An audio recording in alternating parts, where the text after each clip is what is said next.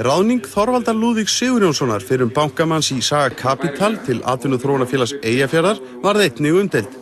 Oddviti L-listans formaður stjórnar atvinnuþróunarfélagsins en Þorvaldur var ráðinn þrátt fyrir að hafa réttarstöðu grunaðs manns í rannsóknum sérstaks saksóknara. Geir Kristinn sagði hins vegar þegar tilkynnt var ráðninguna að Þorvaldur hefði verið sérstökum saksóknara til aðstoðar við rannsóknina, ummæli sem vöktu hörð viðbrögð. Mín skoðun var svo að það ekki að ganga fram hjá honum, heldur velja hann til starfans, vegna þess að hann er saklaus, það stóra máli, hann er saklaus í dag. Og þess vegna lagði ég til hann í ráðinn og meirihluti stjórn og gerði það. Það var ekki óefnilegt hjá þér að segja að hann hefði verið að aðstoða sérstakann saksóknara? Jú, það var raunverulega klaufalega orð á mér.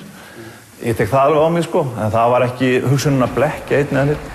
Hef ekki hitt neitt annað eftir hann hóf störf en að hann stæði sig virkilega vel og trúverðugleiki AFE held ég að sé yngri hætti. Þvert á móti held ég að félagið sé mikill upplið og það er núna að koma að mörgum stórum og miklum málum, samanber uppbygginguna á Grímsstöðum og Fjöllum og það er ekki síst að þakka þessum aðra sem þarna var ráðinn.